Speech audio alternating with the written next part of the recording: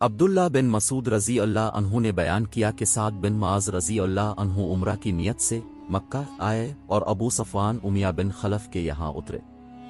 امیہ بھی شام جاتے ہوئے تجارت وغیرہ کے لیے جب مدینہ سے گزرتا تو سعد بن معاذ رضی اللہ عنہ کے یہاں قیام کیا کرتا تھا۔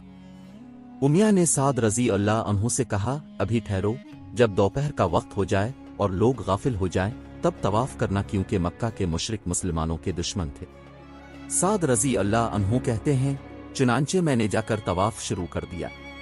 سعد رضی اللہ عنہ ابھی طواف کر ہی رہے تھے کہ ابو جہل آ گیا اور کہنے لگا، یہ کعبہ کا طواف کون کر رہا ہے؟ سعد رضی اللہ عنہ بولے کہ میں سعد ہوں۔ ابو جہل بولا، تم کعبہ کا طواف خوب امن سے کر رہے ہو، حالانکہ محمد صلی اللہ علیہ وآلہ وسلم اور اس کے ساتھیوں کو پناہ دے رکھی ہے۔ سعد رضی اللہ عنہ نے کہا، ہاں ٹھیک ہے۔ اس طرح دونوں میں بات بڑھ گئی۔ پھر امیہ نے سعد رضی اللہ عنہ سے کہا، ابو الحکم، ابو جہل کے سامنے اونچی آواز سے نہ بولو، وہ اس وادی مکہ کا سردار ہے۔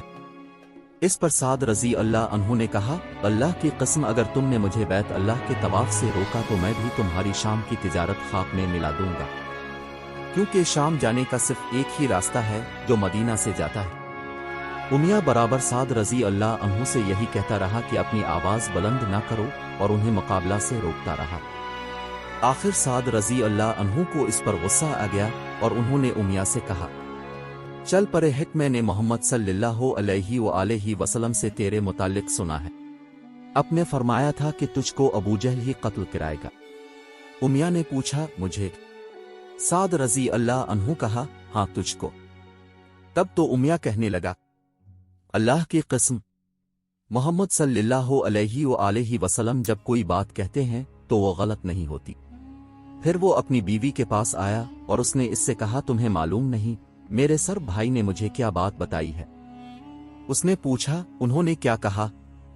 امیہ نے بتایا کہ محمد صلی اللہ علیہ وآلہ وسلم کہہ چکے ہیں کہ ابو جہل مجھ کو قتل کرائے گا۔ وہ کہنے لگی، اللہ کی قسم، محمد صلی اللہ علیہ وآلہ وسلم غلط بات زبان سے نہیں نکالتے۔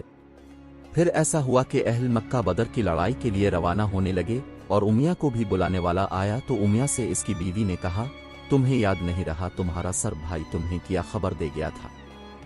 بیان کیا کہ اس یاد دہانی پر امیہ نے چاہا کہ اس جنگ میں شرکت نہ کرے، لیکن ابو جہل نے کہا، تم وادی مکہ کے رئیس ہو، اس لیے کم از کم 1 یا 2 دن کے لیے ہی تمہیں چلنا پڑے گا۔